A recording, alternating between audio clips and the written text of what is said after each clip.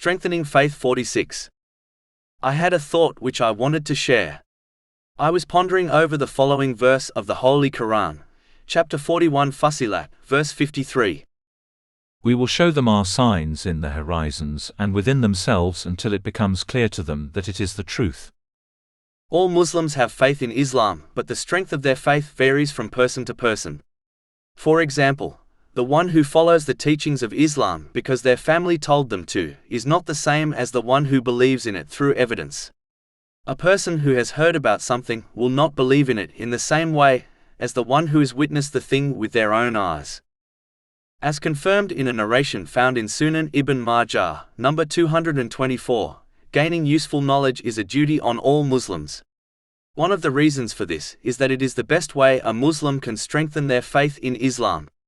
This is important to pursue, as the stronger one's certainty of faith, the greater the chance they will remain steadfast on the correct path, especially when facing difficulties. In addition, having certainty of faith has been described as one of the best things one can possess in a narration found in Sunan Ibn Majah, number 3849. This knowledge should be obtained by studying the Holy Quran and the narration of the Holy Prophet Muhammad, peace and blessings be upon him, through a reliable source.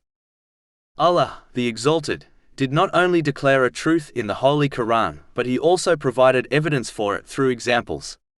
Not only examples which are to be found in the past nations, but examples which have been placed in one's very own life.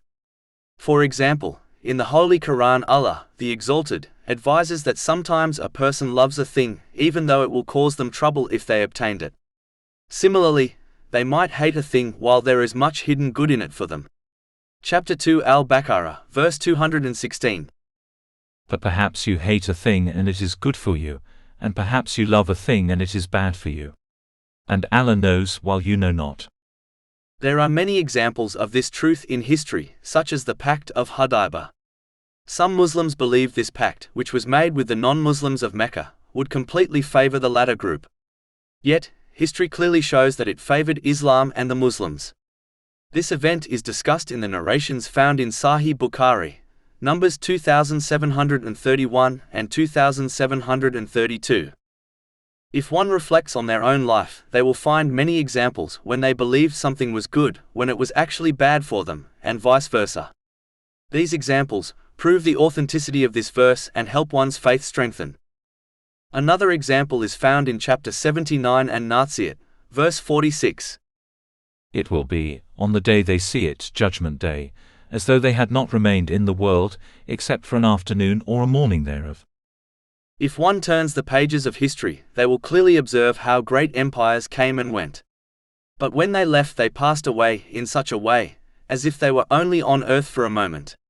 All but a few of their signs have faded away, as if they were never present on earth in the first place.